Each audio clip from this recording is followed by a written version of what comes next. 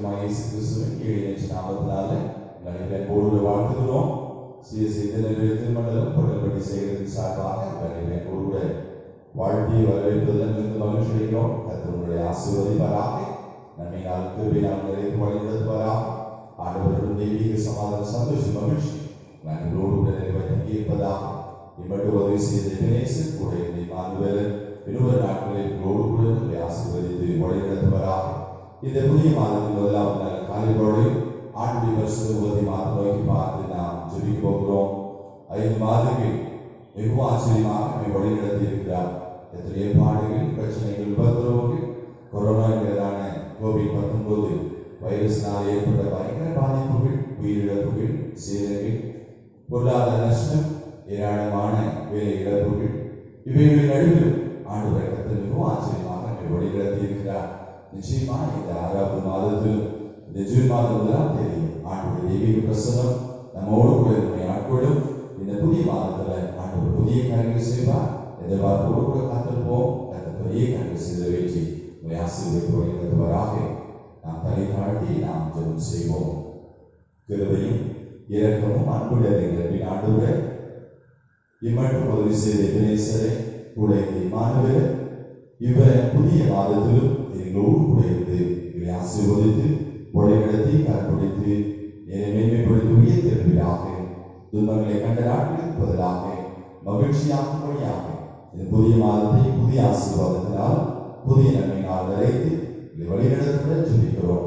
இப்போதும் இந்த அருமையான ஆராதனையில் பங்கு வச்சிருக்கிற ஒவ்வொருவரையும் அதனை ஆசீர்வதித்தரும் உடைய தெய்வீக வார்த்தையை கேட்டு உடைய பிள்ளைகள் தெய்வீக ஆசீர்வாதத்தினாலும் நிரப்பருடன் ஜெபிக்கிற ஆண்டவரை ஒவ்வொருவரையும் சோதனை தாழ்த்தி அர்ப்பணிப்போடு ஜெபிக்கிறேன்.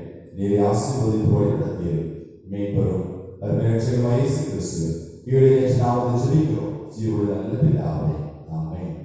கர்த்தருடைய நாமத்துக்கு மகிமை உண்டாக. தெரிந்த ஒரு பாடலை நாம் எல்லோரும் இணைந்து பாடுவோம். சர்வ வலிமை கிருபைகள் மிகுந்த சர்வேசா இந்த பழைய பாடல் சேர்ந்து பாடி அந்த நாமத்தை நாம் மகிமைப்படுத்துவோம்.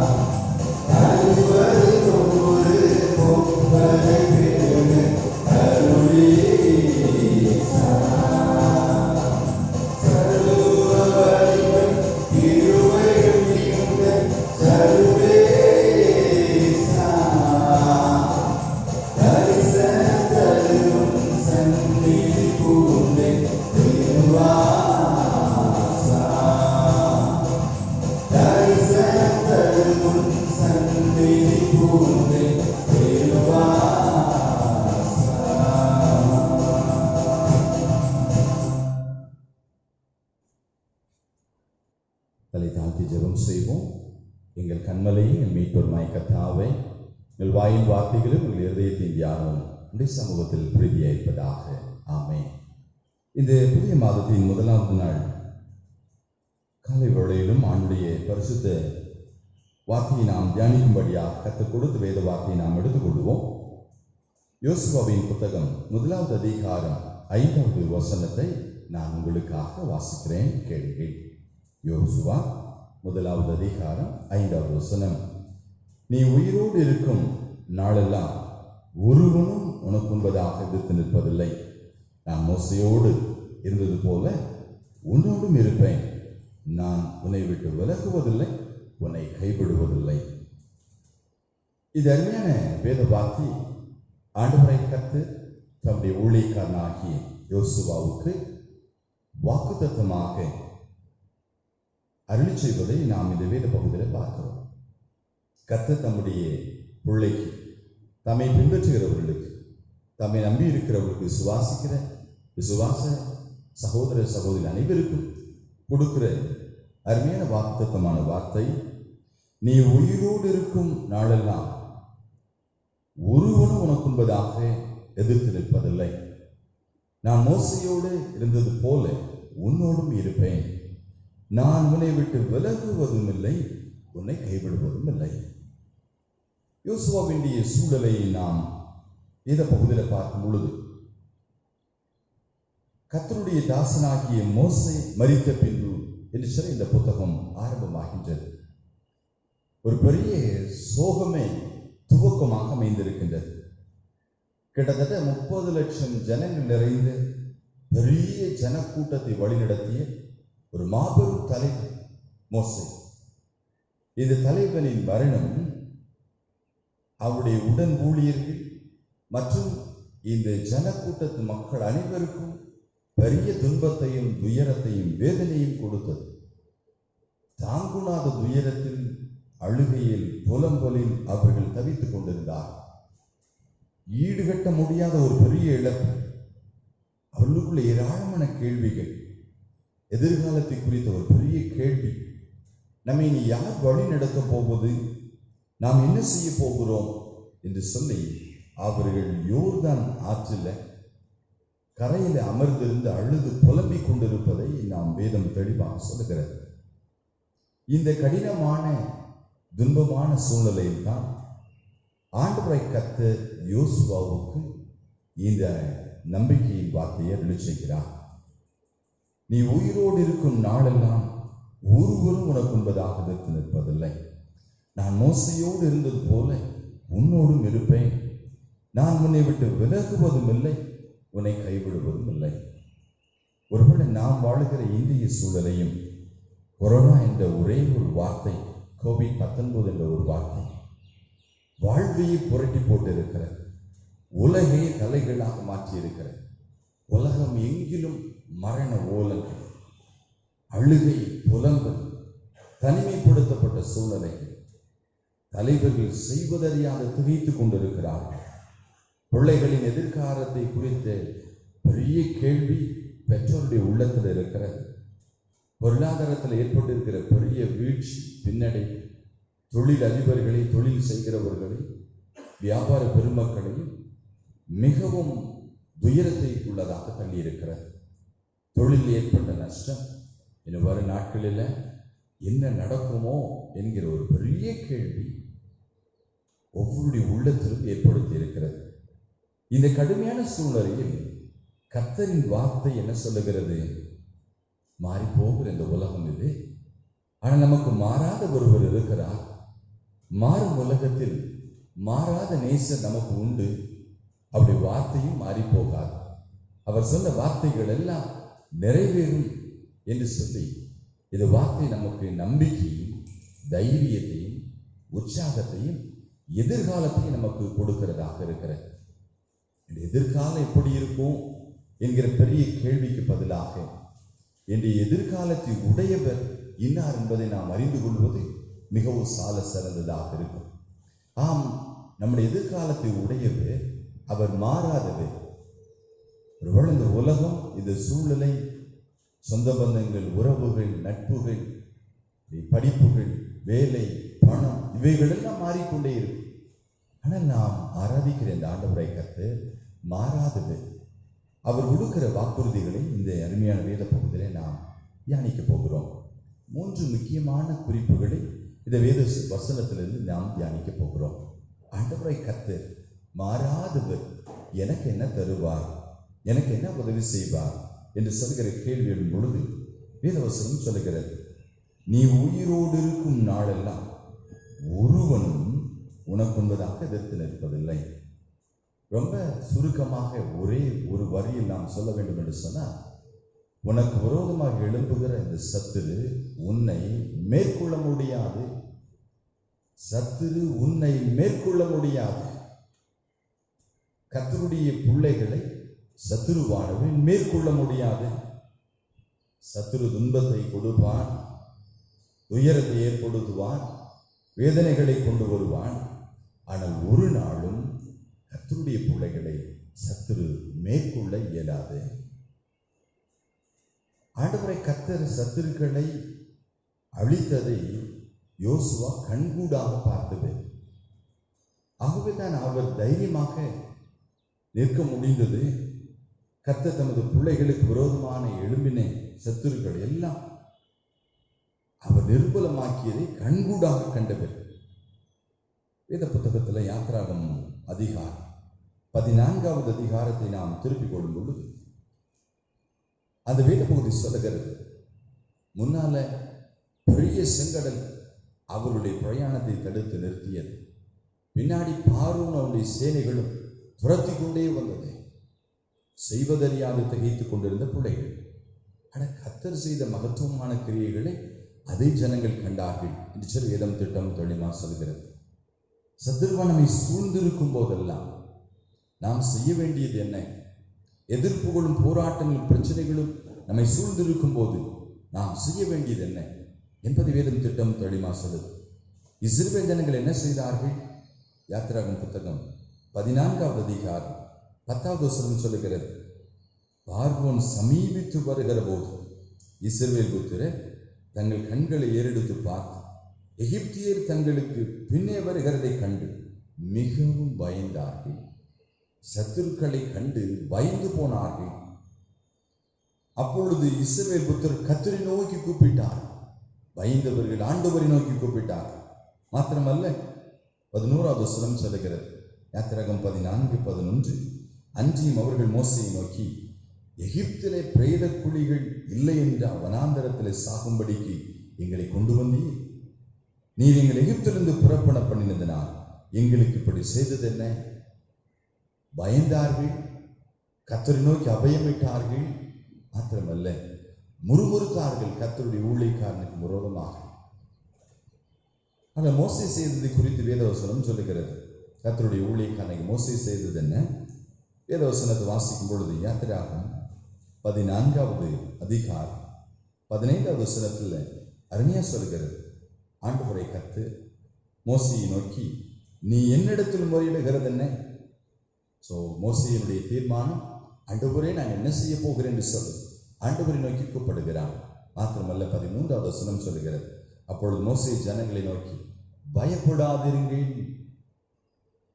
நீங்கள் நின்று கொண்டு இன்றைக்கு கர்த்தர் உங்களுக்கு செய்யும் ரட்சிப்பை நின்று பாருங்கள். இன்றைக்கு நீங்கள் காண்கிற எகிப்தியரை இனி என்றைக்கும் காண மாட்டீர்கள். நம்பிக்கையான வார்த்தை. பயப்படாதிருங்கள். இஸ்ரவேல் ஜனங்களே, செங்கடலை குறித்து பயப்பட வேண்டாம். பின்னாலே துரத்தி கொண்டு வருகிற பார்வோனுடைய சேனையை குறித்து பயப்பட வேண்டாம். கர்த்தரை நோக்கி பாருங்கள். அவர் இன்றைக்கு உங்களை விடுதலை ஆக்குவார், உங்களுக்கு வாழ்வு தருவார். உங்களை துரத்தி கொண்டு வந்த பிரச்சனை, சத்துருவினுடைய கிரியைகள் எல்லாம் முற்றிலுமாக நீங்கும் என்று சொல்லி தைரியப்படுத்துகிறார்.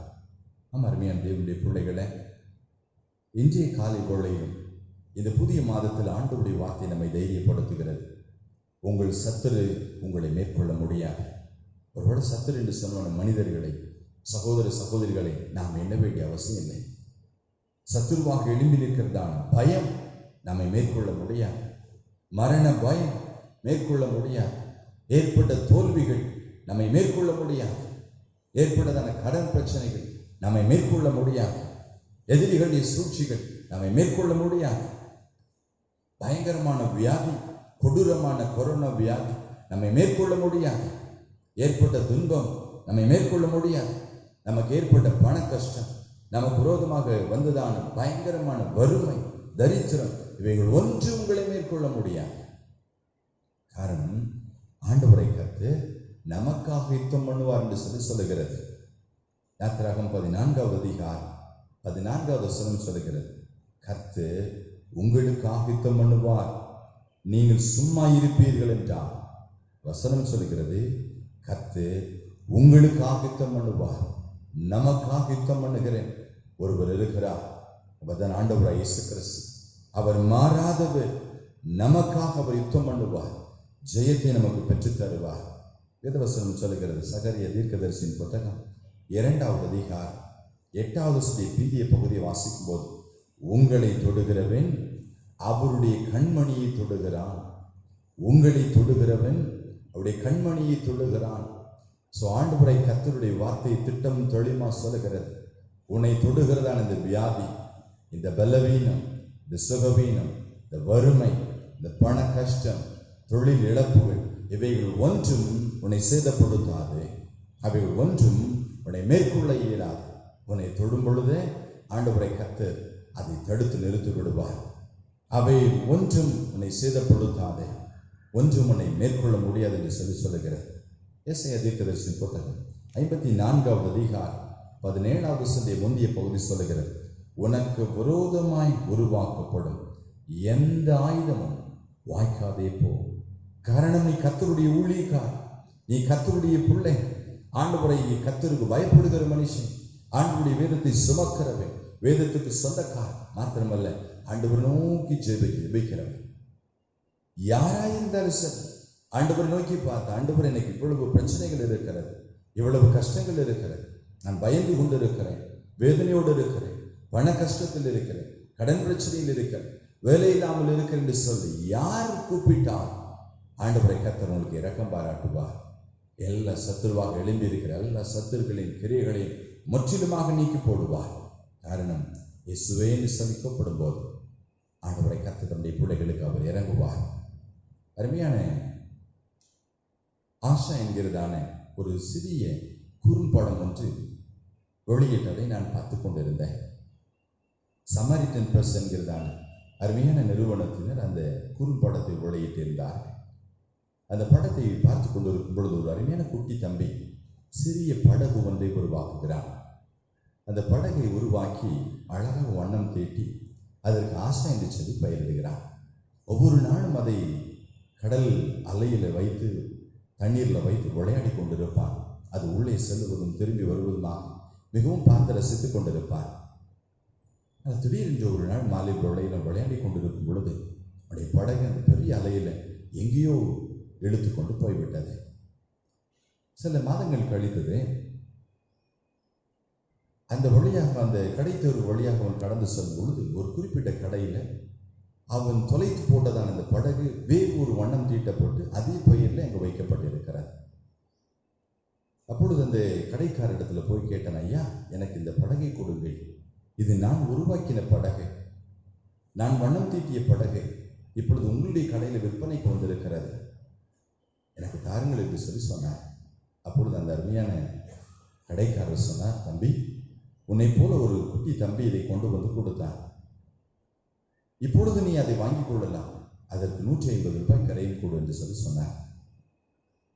ஒன்றும் செய்வதை நீ அது திகைத்தவன் தன்னுடைய தாயாரிடத்தில் ஓடி போய் சொன்னான், அம்மா, நான் உருவாக்கிய படகு இன்றைக்கு கடையில் விற்பனைக்கு வந்திருக்கிறது, அன்றைக்கு கடலில் தொலைத்து போட்ட படகு இன்றைக்கு கடையில் விற்பனைக்கு இருக்கிறது, 150 ரூபாய் கேட்கிறார்கள், எப்படியாக தந்து உதவுங்கள் அம்மா, நான் இந்த படகை வாங்கட்டும் என்று சொல்லி சொன்னார். மனம் இறங்கி இந்த அன்பு தாயார் 150 ரூபாயை கொடுத்து வாங்கிக்கொள் என்று சொல்லி கொடுத்து அனுப்பினார். ஓடி சென்று அந்த படகை வாங்கி கொண்டு வருகிற வழியில் அந்த படகோடு கூட பேசி கொண்டு வந்தான். படக, நான் உன்னை உருவாக்கினேன், ஆகவே நீ எனக்கு சொந்தம், இப்பொழுது நான் 150 ரூபாய் கரையும் கொடுத்து உன்னை விலைக்கரையும் கொடுத்து நான் வாங்கியிருக்கிறேன், ஆகவே நீ 2வது முறையாக நீ எனக்கு சொந்தம். ஆம் பிரியமானவர்களே, ஆண்டவர் இயேசு கிறிஸ்து நம்மை பார்த்தபடிதான் சொல்கிறார். நான் உன்னை உருவாக்கினேன் என்னுடைய சாயலில், ஆகவே நீ எனக்கு முதலாவது சொந்தம். இப்பொழுது என்னுடைய விலை கரையத்தை கல்வாரி சிலுவையில் கொடுத்து ரத்தத்தை சிந்தி பிசாசின் கரத்திலிருந்து உன்னை நான் மீட்டிருக்கிறேன். சத்துருவினுடைய கரத்திலிருந்து நான் மீட்டெடுத்திருக்கிறேன். ரத்தம் சிந்தி நான் மீட்டிருக்கிறேன். ஆகவே நீ எனக்கு 2வது முறையான சொந்தம். ஆகவே சத்துருவனை மேற்கொள்வதற்கு அவர் ஒரு நாள் அனுமதிப்பதில்லை. நீ ஆண்டவருடைய பிள்ளை, அவருடைய சாயலில் உருவாக்கப்பட்டவன், அவருடைய இரத்தத்தால் மீட்கப்பட்ட பிள்ளை. ஆகவே சத்துருவனை மேற்கொள்ள இயலாது. உபாகம் 28வது அதிகாரம் 7வது வசனம் என்ன சொல்லுகிறது? உனக்கு விரோதமாய் எழும்பும் உன் சத்துருக்களை கர்த்தர் உனக்கு முன்பாக முறியடிக்கும்படி ஒப்பு கொடுப்பார். ஒரு வழி அவனுக்கு எதிராக புறப்பட்டு வருவார், 7 வழி அவனுக்கு முன்பதாக ஓடிப்போவார் என்று சொல்லி வேதம் சொல்லுகிறது. ஆம், அருமையான தேவனுடைய பிள்ளைகளே, யோசுவாவை ஆண்டவரை கர்த்தர் அப்படியே தைரியப்படுத்துகிறார்.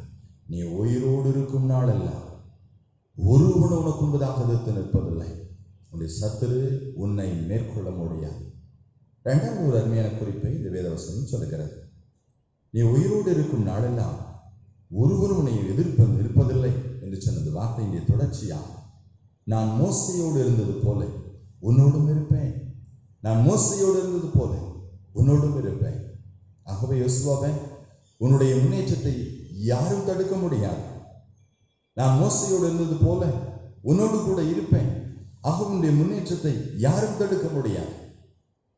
நான் மோசையோடு இருந்து அற்புதங்களை அடையாளங்களை செய்தது போல உன்னோடு கூட இருந்து நான் அற்புதங்களை அடையாளங்களை செய்ய போகிறேன் என்று சொல்லி ஆண்டவரை கர்த்தருக்கு வாக்கு கொடுக்கிறார்.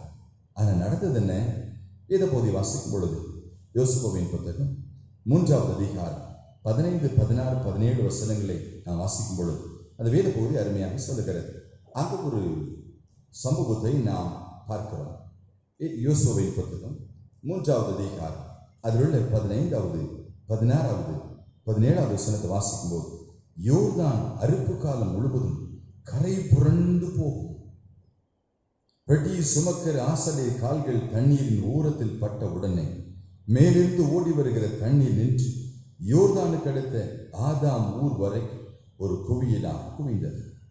உப்புக்கடலின் சமனான ஒளியின் கடலுக்கு ஓடி வருகிற தண்ணீர் பிரிந்து ஓடிற்று. அப்பொழுது ஜனங்கள் எரிகோவுக்கு எதிரே கடந்து போனார்கள். சகல ஜனங்களும் யோர்தானை கடந்து தீரும் அளவு கர்த்தருடைய உடன்படிக்கை பெட்டியை சுமக்கிற ஆசாரியர் யோர்தானின் நடுவில் தண்ணீர் இல்லாத தரையில் காலூன்றி நிற்கும் போது இஸ்ரவேல் எல்லாரும் தண்ணீரற்ற உலர்ந்த தரை வழியை கடந்து போனார்கள்.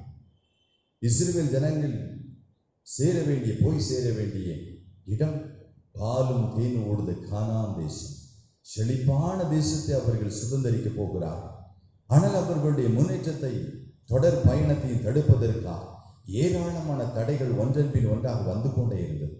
அதிலே ஒன்றுதான் இந்த யோர்தான் என்கிறத அந்த ஆறு அவர்களை குறுக்காக வழிமறித்தது. ஆனால் ஆண்டவராகிய கர்த்தர் என்ன சொன்னார்? அன்றைக்கு மோசேயின் நாட்களில், யோசுவாவே உனக்கு நன்கு தெரியும், செங்கடலை திறந்து வழி கொடுத்தேன். அதே ஆண்டவர் இன்றைக்கு உயிரோடு கூட இருக்கிறேன். நான் மோசையோடு இருந்தது போல இந்த யோர்தானை திறந்து நான் வழி கொடுக்க விரும்புகிறேன். கண்டிப்பாக வழி திறக்கும். உன்னுடைய முன்னேற்றத்தை தடுத்து நிறுத்த முடியாது. உன்னுடைய பிரயாணத்தை தடுத்து நிறுத்த முடியாது. இந்த யோர்தானின் வெள்ளம் உன்னை சூழ்ந்து அமிழ்த்து விட முடியாது. ஆணித்தரமாக அவர் திட்டமாக தெளிவாக சொல்லுகிறார். இந்த வேத வசனத்தை வாசிக்கும் போது ஆண்டவரை கர்த்தர் தம்முடைய பிள்ளைகளுக்கு தைரியப்படுத்துகிறார். எப்பொழுதும் இந்த உடன்படிக்கை பெட்டியை நீங்கள் சுமந்து அந்த தண்ணீரின் மீது உங்களுடைய ஆசாரிய கால்கள் படுகிறதோ அப்பொழுது 2ஆக திறந்து வழி கொடுக்கும். இந்த பிரச்சனைக்கு ஒரு முடிவு வரும். ஆமாண்மையான தேவனுடைய பிள்ளைகளை ஆண்டவரை கர்த்தர் நம்மை பார்த்து அப்படித்தான் தைரியப்படுத்துகிறார். இந்த உடன்படிக்கை பெட்டியை நீ வாசிக்கும் போது, தியானிக்கும் போது, இதில் உன்னுடைய பிரச்சனைக்கான தீர்வு உள்ளது. இந்த உடன்படிக்கை பெட்டிக்கான சொந்தக்காரர், இந்த பரிசுத்த வேத வார்த்தைக்கான சொந்தக்காரர் ஆண்டவரை கர்த்தர். அவரிடத்தில் உன்னுடைய பிரச்சனைக்கான தீர்வு உள்ளது. உன்னுடைய முன்னேற்றத்தை எதுவும் தடுக்க முடியாது. உன்னுடைய தொடர் பிரயாணத்தை எதுவும் தடுக்க முடியாது. ஆண்டவரை கர்த்தர் நம்முடைய பிள்ளைகளுக்கு தெளிவான தீர்வை வச்சிருக்கிறார். கொரோனா உங்களுடைய முன்னேற்றத்தை தடுக்க முடியாது. வியாதி உடைய முன்னேற்றத்தை தடுக்க முடியாது. தோல்வி உடைய முன்னேற்றத்தை தடுக்க முடியாது. பொருளாதார வீழ்ச்சியுடைய முன்னேற்றத்தை தடுக்க முடியாது. ஆகவே இந்த ஆண்டவரை கர்த்தரை பார்த்து சொல்லுகிறார், இந்த உடன்படிக்கை பெட்டியையும் இதனுடைய வார்த்தைகளையும் நீ வாசிக்க, இதை படிக்க, தியானிக்க நீ மறந்து போகாதே. யோசுவாவின் புத்தகம் 1வது அதிகாரம் அதில் 8வது வசனத்தை வாசிக்கும் போது வசனம் சொல்லுகிறது, இந்த நியாய பிரமாண புஸ்தகம் உன் வாயை விட்டு பிரியாதிருப்பதாக, இதில் எழுதியிருக்கிறவைகளின்படி எல்லாம் செய்ய நீ கவனமாயிருக்கும்படி இரவும் பகலும் அதை தியானித்துக் கொண்டிருப்பாயாக.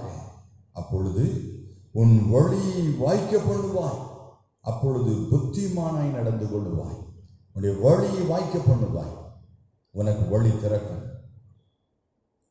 கர்த்தருடைய வார்த்தை தெளிவாக சொல்கிறது, திட்டமாக சொல்கிறது. அன்பு தேவனுடைய பிள்ளைகளே, எந்த ஒரு பிரச்சனையும் உங்களுடைய முன்னேற்றத்தை தடுக்க முடியாது. எந்த ஒரு சத்துருவுடைய செயலும் முன்னேற்றத்தை தடுக்க இயலாது. இந்த வேதத்தை நீ சுமந்து கொள்ளும் பொழுது, இந்த வேதத்தை படிக்கும் பொழுது, இந்த வேத வார்த்தைகளை தியானிக்கும் பொழுது, இந்த வார்த்தைகள் உன்னை தைரியப்படுத்தும், உன்னை பலப்படுத்தும். டிஎல் மூடி என்கிற தேவனுடைய மனுஷன் அருமையா சொல்லுகிறார், இளம் வயதில் நான் வேதத்தை சுமந்தேன், முதிர் வயதில் வேதம் என்னை சுமக்கிறது. இந்த வேதத்தை நான் சுமந்து கொண்டேன், இப்பொழுது முதிர் வயதில் வேதம் என்னை சுமக்கிறது என்று சொல்கிறார். ஆண்டவரை கர்த்தருடைய வார்த்தை நம்மை தைரியப்படுத்துகிறது. ஆண்டவருடைய வார்த்தை நம்மை உற்சாகப்படுத்துகிறது. ஆண்டவருடைய வார்த்தை நமக்கு பலன் கொள்ள செய்கிறது. பிரச்சனைகளுக்கு ஒரு பெரிய தீர்வை கொடுத்து புதிய வழி உண்டாக்குகிறது. மூன்றாவதாக ஒரு குறிப்பை இந்த வேத வசனத்தை நான் வாசித்து கேட்டேன். யோசுவாவின் புத்தகம் 1வது அதிகாரம் 5வது வசனத்தின் 3வது பகுதி சொல்லுகிறது, இந்திய பகுதி சொல்லுகிறது, நான் உன்னை விட்டு விலகுவதும் இல்லை, உன்னை கைவிடுவதும் இல்லை. முதலாவது பார்த்தோம், சத்துரு உன்னை மேற்கொள்வதில்லை. இரண்டாவது ஒரு குறிப்பை சொல்லுகிறது, மோசையோடு கூட இருந்தது போல உன்னோடு கூட இருப்பேன் என்று சொன்ன ஆண்டவர் உன்னுடைய முன்னேற்றத்தை எதுவும் தடுக்க முடியாது என்று சொல்லி. மூன்றாவது ஒரு குறிப்பை சொல்லுகிறது, உன்னுடைய உயர்வை யாராலும் தடுக்க முடியாது, உன்னுடைய வெற்றியை எதுவும் தடுக்க முடியாது. அவர்கள் எல்லாவற்றையும் மாற்றி அமைக்க நல்ல கர்த்தர் நம்மோடு கூட இருக்கிறார். அவர் சொல்கிறார், நான் உன்னை விட்டு விலகுவதில்லை, உன்னை கைவிடுவதில்லை. ஒருவேளை வாக்கு கொடுத்த அநேக நம்மை விட்டு இருக்கலாம், கைவிட்டு இருக்கலாம், நினையாமல் போயிருக்கலாம், மறந்து போயிருக்கலாம். ஆனால் நாம் ஆராதிக்கிற ஆண்டவரை கர்த்தர் மறவாதவர், மாறாத நேசர். வசனத்தை வாசிக்கும் பொழுது யோசுவாவின் புத்தகம் 7வது அதிகாரம் அதில் 4வது வசனத்தை வாசிக்கும் போது இந்த அதிகாரம் நமக்கு தெளிவாக சொல்லுகிறது, ஆண்டவரை கர்த்தர் வாக்கு பண்ணுகிறார், நீ பெரிய வெற்றியை பெறுவாய், எதுவும் உன்னுடைய வெற்றியை தடுக்க முடியாது என்று சொல்லி நீ சோல்வியை தண்டிக்க மாட்டாய் என்கிற மாதிரி ஆண்டவரை கர்த்தருடைய வார்த்தை அவருக்கு சொல்லுகிறது. ஆனால் நடந்தது என்ன? யோசுவாவின் புத்தகம் 7வது அதிகாரம் அதில் 4வது வசனத்தை வாசிக்கும் பொழுது, அப்படியே ஜனங்களில் ஏறக்குறைய 3000 பேர் அவ்விடத்துக்கு போனார்கள். ஆனாலும் அவர்கள் 1000 மனுஷருக்கு முன்பாக முறித்தோடினார்கள். ஆண்டவருடைய கர்த்தருடைய வார்த்தை சொல்லுகிறது, நான் உன்னை விட்டு விலகுவதில்லை, உன்னை கைவிடுவதில்லை என்று சொல்லி. ஆனால் யோசுவா சந்தித்த பெரிய தோல்வி, யுத்தத்தில் பெரிய தோல்வி. ஆயி என்பது ஒரு சிறிய பட்டணம். அதை குறித்து சொல்லுகிறது 3வது வசனத்துல, ஏறக்குறைய 2000 பேர் போய் அந்த ஆயி பட்டணத்தை முறியடித்து விடலாம். 2000 பேர் இருந்தால் போதும், அந்த பட்டணத்தை முறியடித்து விடலாம். அவ்வளவு ஒரு சிறிய பட்டணம், குறைந்த மக்கள் தொகை, ஜனத்தொகை கொண்ட பட்டணம். ஆனால் இப்பொழுது ஒரு பெரிய தோல்வியை சந்திக்கிறார். ஒருவேளை ஆண்டவருடைய வார்த்தை பொய்த்து போனதோ? நிறைய நேரங்களில் நாம அப்படித்தான் யோசிக்கிறோம். ஆண்டவர் சொன்னார் எல்லாம் மாறும் என்று சொல்லி, ஆனால் ஒன்று மாறவில்லை. தடைகள் மாறும் என்று சொன்னார், மாறவில்லை. வியாதி குறையும் என்று சொன்னார், குறையவில்லை. இப்படி நிறைய நேரங்களில் ஆண்டவரை நாம் குறை சொல்லி கொண்டிருக்கிறோம். என்ன ஆண்டவரே, என்னுடைய முன்னேற்றம் தடைப்பட்டு இருக்கிறது, என்னுடைய பிரயாணம் தடைப்பட்டு இருக்கிறது, என்னுடைய வெற்றி வாய்ப்புகள் தடைப்பட்டு இருக்கிறது, என்னுடைய தேர்வுகள் இன்னும் நல்ல ரிசல்ட் கிடைக்கவில்லை என்று சொல்லி அநேக நேரத்தில் என்ன ஆண்டவரே, என்ன ஆண்டவரே, ஏன் ஆண்டவரே என்று சொல்லி கேட்டுக்கொண்டிருக்கிறோம். இங்கேயும் அப்படித்தான் யோசுவா அழுது புலம்புகிறான். ஏன் ஆண்டவரே, நீ தானே சொன்னேன் வாக்குத்தத்தம் நிறைவேறும் என்று சொல்லி, ஆண்டவர் கொடுத்த வாக்குறுதிகள் மாறாது என்று சொல்லி, உண்மைத்தானே நம்பி வந்தேன், இந்த யுத்தத்தில் இப்பொழுது தோத்து போனேனே என்று சொல்லி அழுது புலம்புகிறான். ஆண்டவரை கர்த்தர் அவரை பார்த்து கேட்கிறார்.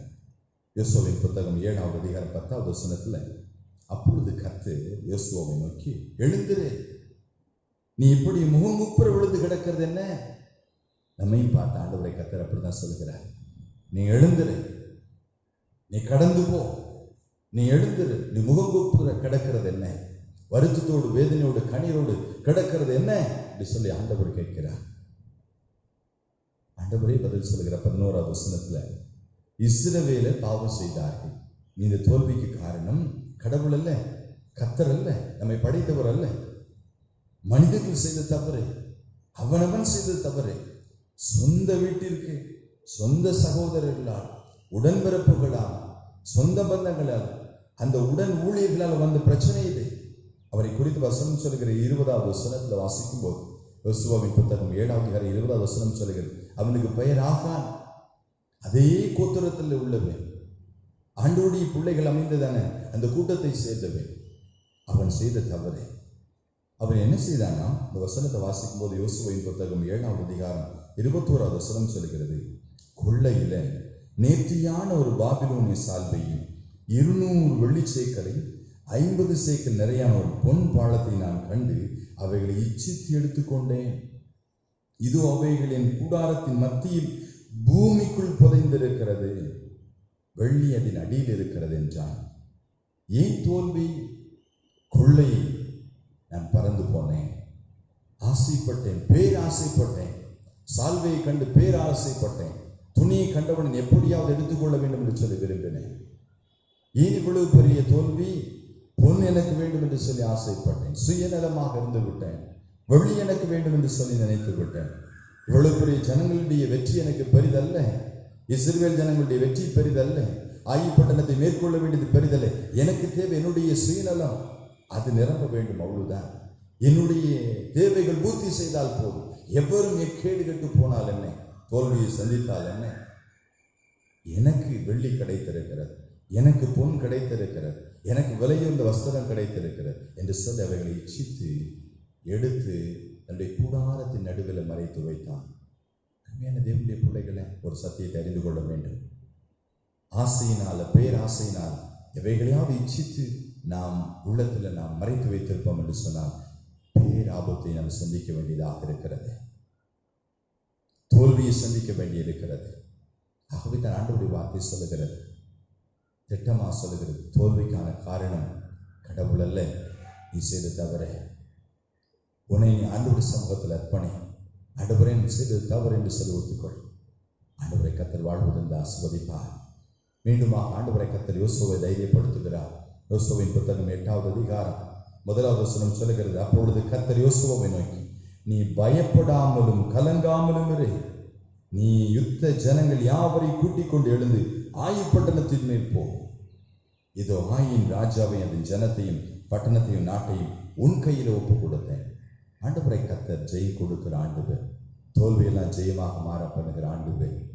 ஆண்டவர் தம்முடைய பிள்ளைகளுடைய வாழ்வில் ஒரு நாளும் அவர் கைவிட மாட்டார். ஒரு நாள் அவர் தோல்விகளை கொடுக்கிற தேவன் அல்ல, வெற்றியை கொடுக்கிற ஆண்டவர். அவர் உன்னை விட்டு விலக மாட்டார், அவர் உன்னை கைவிட மாட்டார் என்று சொல்லி வேதம் சொல்லுகிறது. சங்கீதக்காரன் தாவீது மிகவும் அருமையா பாடுகிறார்.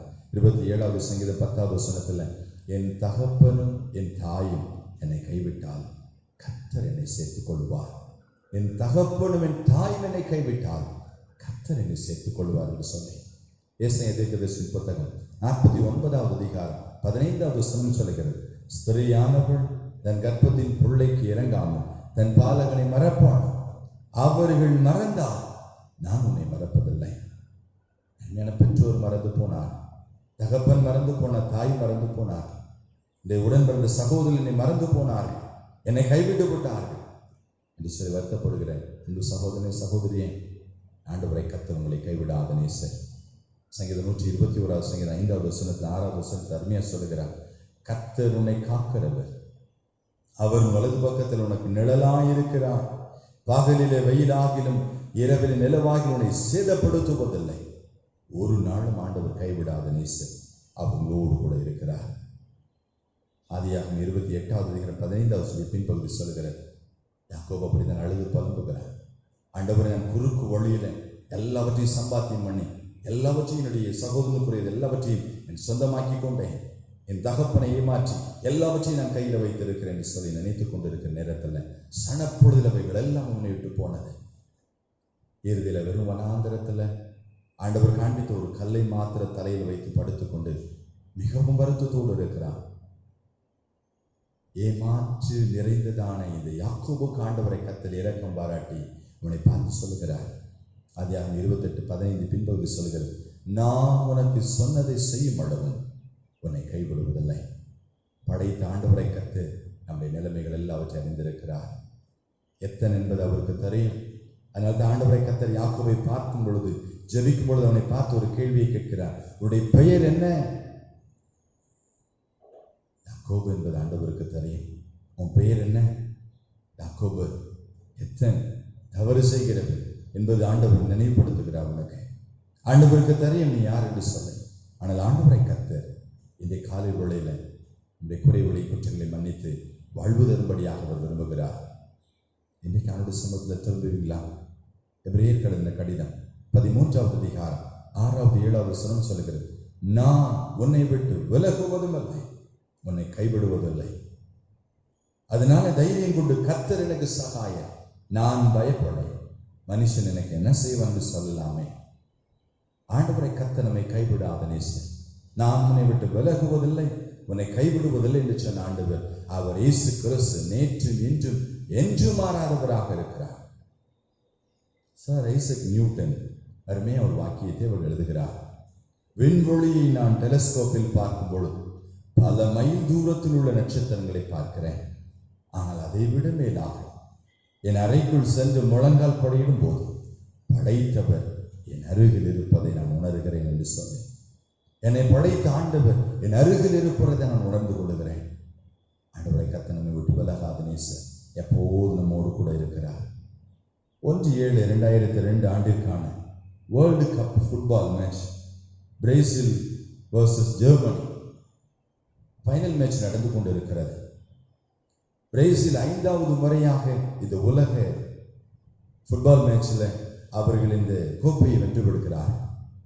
எல்லாரும் கேட்கிறாங்க, 5வது முறையாக பிரேசில் நாடு இந்த ஃபுட்பால் மேட்சில் ஜெயித்திருக்கிறது, இதற்காக என்ன காரணம் என்று கேட்கும் பொழுது அவர்கள் தன் மேல் அணிந்த மேல் டிஷர்ட்டை கலத்தினார். உள்ளே அணிந்திருந்த டிஷர்ட்டில் எழுதியிருந்தது, we belong to Jesus, I belong to Jesus என்று சொல்லி மிகவும் அருமையாக எழுதியிருந்தது. நான் இயேசுவை சார்ந்து கொண்டிருக்கிறோம். ஆண்டவரை கர்த்தர் எங்களை கைவிடாதவர், அவர் 5வது முறையாக எங்களுக்கு இந்த வெற்றி காணியை கொடுத்திருக்கிறார் என்று சொல்லி 2002வது ஆண்டு ஜூலை மாதம் 2ஆம் தேதி த ஹிந்து என்கிறதான பத்திரிகையில 20வது பக்கத்தில் இந்த அருமையான செய்தி வெளியிட்டிருந்தது.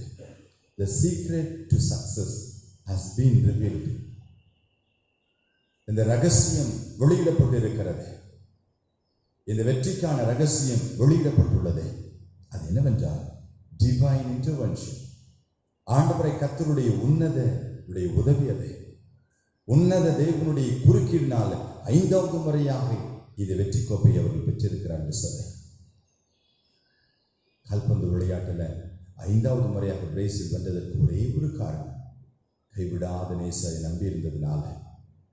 ஆண்டவரை கர்த்தரை மாத்திரம் நம்பி, ஆண்டவரை என்னுடைய வாழ்வை நீ மாற்றி அமைக்க ஆசீர்வதித்தருளும், சத்துருவினை மேற்கொள்ள விடாதையும், தொடர் முன்னேற்றத்தை தடுப்பதற்கு எந்த விதமான சக்தியால் முடியாத ஆண்டவரை நான் உண்மை மாத்திரம் உறுதியை நம்பி இருக்கிறேன், எல்லாவற்றையும் ஜெயமாய் மாறப்படுகிற வெற்றியை தருகிற இயேசு மாத்திரம் நம்பி நிற்கிறேன்னு சொல்லும்போது நிச்சயமாக ஆண்டவரை கர்த்தர் உன்னை விட்டு விலகுவதில்லை, உன்னை கைவிடுவதில்லை. செருப்பு தைக்கக்கூடிய தொழிலாளியாக இங்கிலாந்து தேசத்தில் வாழ்ந்து கொண்டிருந்த வில்லியம் கேரி எப்பொழுதும் இந்திய தேசத்துக்காக அதிகமாக ஜெபிக்கிறவர், ஆத்தும பாரம் கொண்ட தேவனுடைய மனிதன். அழைப்பை ஏற்று, ஆண்டவருடைய அழைப்பை ஏற்று 1793ஆம் ஆண்டு கல்கத்தாவிற்கு வந்தார். ஹூக்ளி நதிக்கரையில் ஆண்டவருடைய ஊழியத்தை அவர் துவக்கினார். சில நாட்கள் மாதங்கள் உருண்டோடியது. அருமையான குழந்தை கொடூரமான வியாதியினால உயிரிழந்தது. அதையும் இந்த இந்திய மண்ணிலே அவரே குழியை தோண்டி அவரே புதைத்தார். இதை கண்ட அவருடைய மனைவி சில மாதங்களுக்குள்ளதாக மனநிலையில் பயங்கரமான பாதிப்பு ஏற்பட்டு பைத்தியமானார்கள். பயங்கரமான மனநிலை மேலே பேதம் உண்டானது. அதன் விளைவு அவர்களும் மரித்து போனார்கள். 2 அருமையான உயிர்களை இழக்க கொடுத்த தேவனுடைய மனிதன் ஆண்டவர் மீது உறுதியாக விசுவாசத்தில் உறுதியாக நின்றார். மாத்திரமல்ல, மிகவும் மிகவும் அதிகமாக பிரயாசப்பட்டு உழைத்து வேதத்தின் பகுதிகள் எல்லாவற்றை மொழிபெயர்த்து வைத்திருந்த அந்த மொழிபெயர்ப்புகளும் அதை அச்சிடுவதற்காக வைத்திருந்த அச்சுக்கூடமும் பயங்கர தீ விபத்தினால் எரிந்து சாம்பலானது. உள்ளத்தை வெகுவாக உடைத்தது. ஆனால் சோர்ந்து போகாத மனிதன் தொடர்ந்து ஆண்டோடைய பணியை செய்யும்படியாக மேற்கொண்டார். முழு வேதாகமத்தை 20 மொழிகளில் மொழிபெயர்த்தார். 40 மொழிகளில் புதிய ஏற்பாட்டை மொழிபெயர்த்து கொடுத்தார். மாத்திரமல்ல, சதி, உடன்கட்டை ஏறுதல், குழந்தை திருமணம் போன்ற சமூக தீமைகளை வேரோடு கூட அகற்றினார். அவற்றுக்கு மேலாம் செராம்பூர் என்கிற பெரிய பல்கலைக்கழகத்தை நிறுவி உலக பிரகாரமான கல்வியும் இறையியல் கல்வியும் கொடுக்கும்படியாக ஒரு பெரிய வழி வாய்ப்பை ஏற்படுத்தினார். இன்று வரை ஆண்டுடைய நாமத்தை மகிமைப்படுத்துகிற மிகவும் சிறப்பான புகழ்பெற்ற இந்த செராம்பூர் பல்கலைக்கழகம் அநேக ஆண்டுடைய பிள்ளைகளை இந்த உலகத்தில் கொடுத்து கொண்டிருக்கிறது. கைவிடாத நேசர் குழந்தை இழக்க கொடுத்த போதும், மனைவி இழக்க கொடுத்த போதும், தன்னை முழு தொழிற்கூடத்தை இழக்க கொடுத்த போதும் கைவிடாத நேசருடன் கூட இருந்து வழிநடத்தி பெரிய திட்டங்களை நிறைவேற்றும்படியாக ஆண்டவர் உதவி செய்தார். அதே ஆண்டவரை கர்த்தர் இன்றைக்கு உயிரோடு கூட இருக்கிறார். அவர் சொல்லுகிறார், புலம்பல் 3:31 வசனத்தில், ஆண்டவர் என்றென்றைக்கும் கைவிட மாட்டார். ஆராதிக்கிற ஆண்டவரை இயேசு கிறிஸ்து ஒரு நாள் உங்களை கைவிட மாட்டார். கணவர் கைவிடலாம், மனைவி கைவிடலாம், பெற்றவர்கள் கைவிடலாம், சகோதரிகள் கைவிட்டு விடலாம், பிள்ளைகள் கூட கைவிடலாம். நீங்கள் நம்பியிருந்த வேலைகள், தொழில், நீங்கள் நம்பியிருந்த வியாபாரம், பணம், பட்டம், படிப்பு, பதவிகள், அந்தஸ்து, இவைகள் எல்லாம் உங்களை கைவிட்டால் கைவிடாத நேசர் உங்களுக்கு உண்டே. தனிமையான காலை வேளையில் இப்படி பரிசுத்தம் பற்றி நோக்கி பார்த்து ஜெபிப்பீர்களாம். கர்த்தர் நிச்சயமாக உங்களை தைரியப்படுத்துவார், உங்களை ஆறுதல் படுத்துவார். கூட இருக்கிற ஆண்டவர் உங்களோடு கூட உங்களை வழி நடத்துவார்.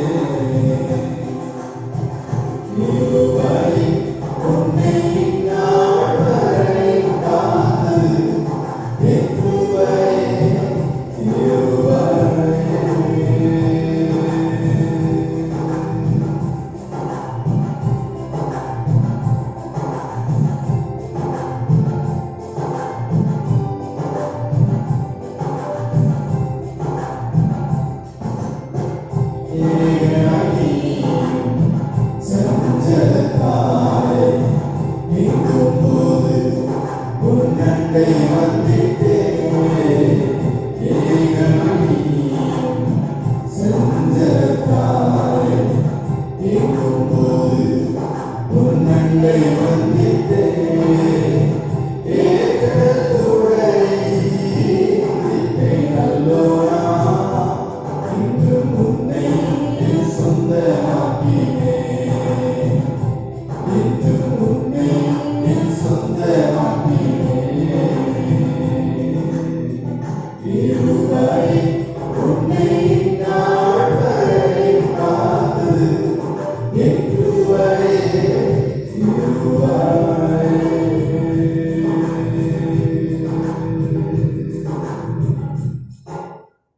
அதை காத்து ஜெபம் செய்து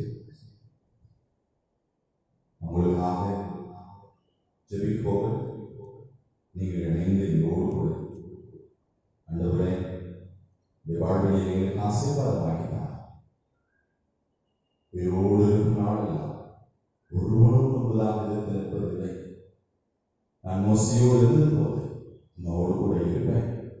நான் உன்னை விட்டு விலகுவதில்லை, உன்னை கைவிடுவதில்லை என்று சொன்ன நல்ல ஆண்டவரே, உடனே ஆசீர்வதித்தேன் என்று சொல்லி இயேசுவை நோக்கி பார்த்து கூப்பிடும் போது நிச்சயமா உங்களுக்கு உதவி செய்வார். நீ யாராக இருந்தாலும் சரி, எந்த நிலைமையில் இருந்தாலும் சரி, எப்பேற்பட்ட சோதனை என்ற வேதனைகள் கடையோடு கூட அமர்ந்திருந்தார் இயேசுவே சொல்லி கூப்பிடும் போது அவர் மனம் இறங்குவார், மனம் துருகுவார், உங்களுக்காக பரிதவிப்பார், உங்கள் வாழ்வை மாற்றி அமைப்பார். சேர்ந்து ஜெபிக்கலாம். எனக்குள்ள ஆண்டவரே, எப்போதும் இந்த வார்த்தையை கேட்டுக்கொண்டிருந்த என் பிள்ளைகள் ஒவ்வொருவாய் என் பேர் பேராய் தொட்டு ஆசீர்வதித்தல் எவரையும் அன்பு கலந்து ஏற்பாடிக்கிறாங்க. ஒவ்வொரு வகையை ஆசீர்வதிப்பினா என் பலவீனம் சுகவீனம் எல்லாம் மாறட்டும். வேதனைகள் கண்ணியில் முற்றிலுமாக நீங்குவதா. என்ன கஷ்டத்தோடு வேதனோடு இருக்கிறார்கள் எல்லாவற்றையும் மாற்றி போடுவதை சொல்லி ஒரு தெய்வீக சமாதானம், ஒரு சந்தோஷம், என் மகிழ்ச்சி, என் நிரப்பட்டு என் ஆண்டவரை கர்த்தர் என்னை கைவிட மாட்டார் என்று சொல்லி நம்பிக்கையோடு உறுதியை பற்றிக்கொள்ள உதவி செய்தார். அருமையான குழந்தைகளுக்காக இந்த சமூகத்தில் ஜெபிக்கிற ஆண்டவரை இயேசு கிறிஸ்து அதிகாரங்களை நாம் பிள்ளைகளை பாதுகாத்துக் கொள்கிறார். இந்த பிரசனம் கூட எல்லா பலவீனங்களும் மாறட்டும், சுகவீனங்கள் மாறட்டும்.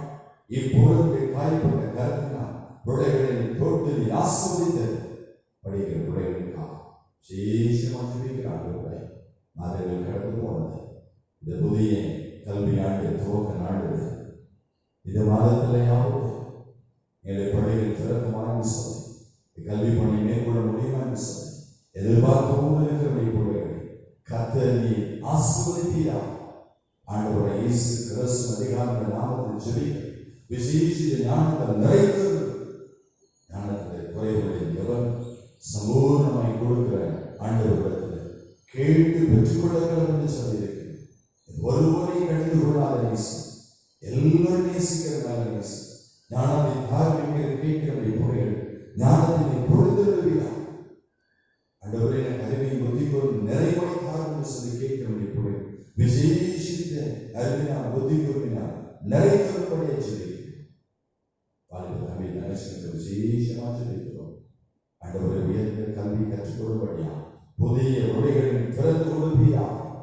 படித்த பிள்ளைகளுக்கு நல்ல வேலை வாய்ப்புகளை கொடுத்து ஆசீர்வதிக்கும்படி சொல்லி ஆண்டவரை தேவைய நல்ல வேலை வாய்ப்பை ஆர்வம் சொல்லி கேட்கிற பிள்ளைகள் யாரையும் இருந்தாலும் சார் இப்பொழுது ஒரு தெய்வீக வாழ்க்கை பிள்ளைகளை பலப்படுத்த வேண்டும் என்று சொல்லி சொல்லிக்கிறோம். சோர்வுகள் மாறட்டும், எல்லா விதமான தீமைகள் மாறட்டும், துக்கங்கள் மாறட்டும், துயரங்கள் மாறட்டும், வேதனைகள் முற்றிலுமாக நீங்குவதா. எதற்காக எப்படி இருக்குமாறு சொல்லு கேள்விகளோடு இருக்கிற புழையை கத்தனை பலப்படுத்துவீராக. ஆண்டவரை கத்தல் வளமான நாட்களை கொடுத்து ஆசீர்வதிக்க போவதற்காக சொல்லும் திருமணத்துக்கு எதிர்பார்த்துக்கிற புழைகளுக்காக இந்த சமூகத்தில் விசேஷமா சொல்லிக்கிறோம். இந்த மாதத்தில் ஆண்டவரை கத்தல் திருவைக்கும் இந்த திருமணங்களை நடப்பித்து கொடுப்பீராக என்று சொல்லி சொல்லிக்கிறோம். அன்பு பெற்றோருடைய ஜெபத்தை கேட்கிற ஆண்டவர் தான் பிள்ளைகளுடைய வாழ்க்கையில் மேன்மைகளை கண்டு மகிழ்ச்சி கணவன் மனைவியா குடும்பமாய் வாழ்க்கை கண்டு தம்பதிக்கு விசேஷமா சொல்லிக்கிறோம். என்னென்ன தேவைகளோடு கூட சொல்லிக்கிறார் எல்லாவற்றையும் இறங்கி செய்யலாம். இப்பொழுது வல்லமை இறங்க வேண்டும் என்று சொல்லி ஜெபிக்கிறோம். குழந்தைக்கு எதிர்பார்த்திருக்கிற தம்பதி குழந்தை வாழ்க்கை இப்பொழுது நீ ஆசீர்வதித்தருளும். ஆண்டவரை கத்து வாக்குமாறாத நேசு, அவர் கைவிடாத நேசு. மருந்துகள் கைவிட்டு இருக்கலாம், மருத்துவம் கைவிட்டு இருக்கலாம், மருத்துவர்கள் கூட கைவிட்டு இருக்கலாம். எங்களால் ஒன்று செய்ய முடியாது. இனி அவ்வளவுதான் என்று சொல்லி சொல்கிறேன். அந்த ஆண்டவரை கத்தனுடைய பிள்ளைகள் வாழ்க்கை நீ அற்புதம் செய்கிறதற்காக நமக்கு ஸ்தோத்திரம். நான் உன்னை விட்டு விலகுவதில்லை, உன்னை கைவிடுவதில்லை சொன்ன ஆண்டவர் தான் என் பிள்ளைகள் வாழ்க்கையை அற்புதத்தை செய்தருளியா. குழந்தை வாக்கியை கொடுத்து ஆசீர்வதித்தது. வேலைக்கு எதிர்பார்த்திருக்கிற பிள்ளைகள் கத்தனை வேலை கொடுத்து ஆசீர்வதித்தது. விவசாயம் செய்கிற விவசாய குடும்பங்களை கத்த ஆசீர்வதித்தவர்கள் எல்லா நஷ்டங்களையும் துன்பங்களையும் வேதனைகளையும் கண்ணீர்களையும் துன்பத்தையும் கண்ட நாட்களுக்கு பதிலாக மகிழ்ச்சியான நாட்களில் நல்ல உழைச்சியை கத்து கொடுத்து புதிய விவசாய பணிகள் துவக்க கத்து கிருபை கொடுப்பீரா. நல்ல கடன் பார்கள் மாறி சுபிட்சம் உண்டா, தோப்புகள் துறவுகள் எல்லாம் ஆசீர்வதிக்கப்படுவதா. நல்ல கண்ணீரை பிள்ளைகளுக்கு கொடுத்து நல்ல மழையை வருட மகிழ்ச்சியை ஜெபிக்கிறதா. ஆசீர்வாதமான மழை பொழியட்டும் என்ற தேசத்தில் விவசாயம் சொல்லிட்டு மாட்டோம். வியாபார பெருமக்களுக்காக, வியாபார தொழில் செய்கிறவர்களுக்காக சமூகத்தில் நன்றாக ஜெபிக்கிறார்கள். தொழில் துறைகள் ஆசீர்வதிக்கப்படுவதா. எல்லா பிசினஸ் சிறப்பு விழுமுறை ஜெபிக்கிறோம். எல்லா தொழிற்சாலை நீங்குமுறை ஜெபிக்கிறோம். ஆண்டவர் இயேசு கிறிஸ்துவின் நாமத்தினால தொழில்துறை ஆசீர்வதிக்கப்படும். இந்த பொருளாதாரத்தினுடைய பிள்ளைகளை கத்தர் உயர்த்தி பெரிய உயர்வை கட்டளை ஜெபிக்கிறோம். எழுந்து போன இந்த பொருளாதார நிலைமை கத்தர் உயர்த்தினார். அந்தமான நிலைமைகளை மாற்றுமுறை ஜெபிக்கிறோம். கத்தர் ஒரு சூழ்ச்சியை கட்டளை ஆண்டவரை அப்படியே செய்வதற்கான சொல்லும். புதிய தொழில்களை தொடங்குவதற்கு கத்தர் கிருபை கொடுப்பீராக. அரசாங்க துறையில் பணியாற்றுகிற ஒவ்வொருவருக்கு ஆச்சரிக்கிறோம். இயேசு கிறிஸ்துவின் நாமத்தினால் இன்னும் உயர்வுகளை கொடுத்து ஆசீர்வதித்தோம். கருவான நிறுவனங்களில் பணி செய்கிற ஒவ்வொருவருக்கு ஆச்சரிக்கிறோம். ஆண்டவர் இயேசு கிறிஸ்துவின் நாமத்தில் பிள்ளைகள் வாழ்வாதாரங்கள் உயர்வதாக என்று ஜெபிக்கிறோம். அஞ்சாட கஷ்டப்பட்டு உழைக்கிற பிள்ளைகள் ஆண்டவரை கத்தருடைய உழைப்பை ஆசீர்வதித்தருளும். மீதி காணட்டும். ஆண்டவர் இழந்து போன எல்லாத்தையும் திரும்ப கொடுத்து ஆசீர்வதித்தது. இயேசு கிறிஸ்து அதிகார நாமத்தினால ஒரு புதிய அத்தியாயத்தின் பிள்ளைகளை வாழ்வை துவக்குகிறதுக்காக அப்படி செய்வதற்காக நன்றி செலுத்திக் கொள்கிறோம். இறக்கமுள்ள ஆண்டவரை பலவீனத்தோடு சகோதரர்களோடு இருக்கிற ஒவ்வொரு அன்பு சகோதர சகோதரிகளுக்காக எங்களுடைய வயது பெற்றோருக்கு விசேஷமாக ஜெபிக்கிறோம். காயப்பட கரத்தினால் தொட்டு நீ சுகப்படுத்துவீரா. நான் கைவிடாத நேசர் கரம் நீட்டி தொட்டு சுகப்படுத்த விரும்புகிறேன் என்று சொல்லி கத்தர் இப்பொழுது இந்த காயப்பட கரத்தினால் தொட்டு நீ சுகப்படுத்துவீரா. இந்த பலவீனம் மாறிடும், இருதய பலவீனங்கள் மாறிடும், கண்ணில் ஏற்பட்ட குறைவுகள் மாறிடும், எல்லா விதமான உள்ளுறுப்புடைய பலவீனங்கள் மாறுவதாக என்று சொல்லி தெரிவிக்கிறோம். காயப்பட்ட கரத்தினால் சரீர பலவீனங்கள் எல்லாம் இயேசுவின் நாமத்தில் மாறுவதாக, சர்வ நோய்கள் இப்பொழுது மறைவதாக என்று சொல்லி தெரிவிக்கிறோம். ஆண்டவர் தெய்வீக சுகத்தை நீங்கள் கட்டளை ஒரு பெரிய விடுதலை கட்டளை ஆண்டவரை அப்படின்னு செய்வதற்காக ஸ்தோத்திரம். தனிமையில் இருக்கிற ஒவ்வொரு சகோதர சகோதரிக்காக ஜெபிக்கிறோம். வயது பெற்றோருக்காக ஜெபிக்கிறோம். தனிமையை மாற்றிடுவீரா. ஆண்டவர் இயேசு கிறிஸ்து நோடு கூட இருக்கிற சொல்லி தைரியப்படுத்துவதற்காக ஸ்தோத்திரம். எல்லாவற்றையும் பார்த்துக் கொள்வது சொல்கிறதுக்காக ஸ்தோத்திரம்.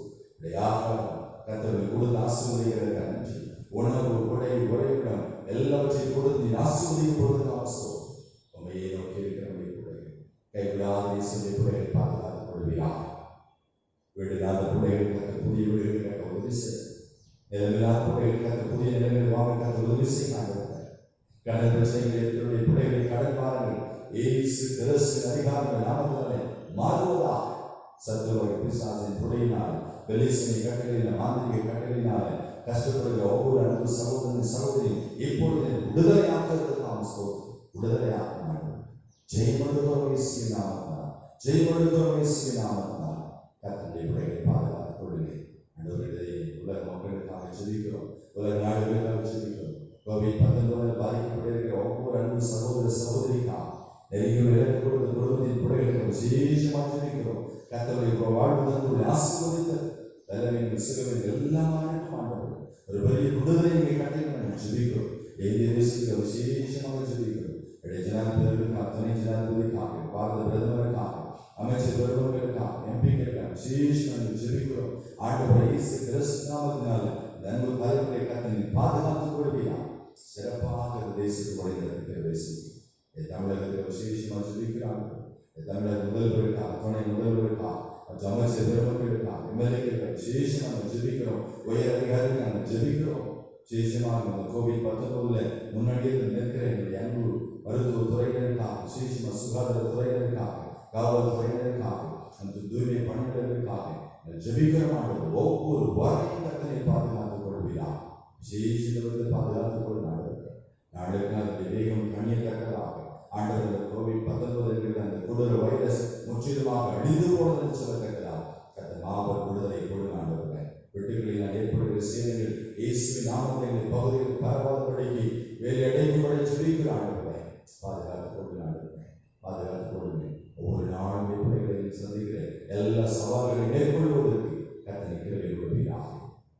அந்த விலக்குவதில்லை, கைவிடுவதில்லை சொல்லி கத்தனை தைரியப்படுத்துவதற்கான சோதனை மாறாத பிரச்சனை போது கூட தங்கீர்கள்.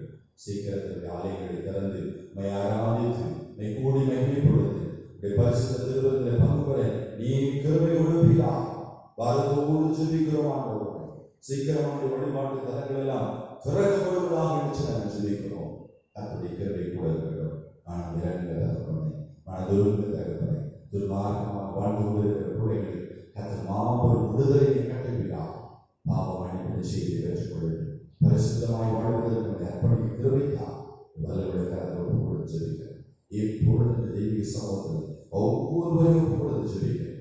ஒவ்வொரு ஜெபத்தில் இணைந்திருக்கிற ஒவ்வொரு வரையும் ஆசீர்வதிக்கிறதுக்கான சோதனை திருச்சபைகளின் திருமணங்களின் பணிகளையும் திருச்சபையின் பணிகளையும் சேகரத்தி மக்களையும் கர்த்தரின் மனதார ஆசீர்வதிப்பீராக.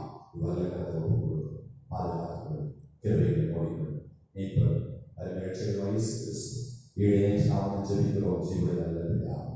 ஆமென். நம்முடைய கர்த்தராகிய இயேசு கிறிஸ்துவின் கிருபை பிதாவாகிய தேவனுடைய பரிசுத்த ஆவியின் நம்மை ஒருவரையும் கிறிஸ்துவாக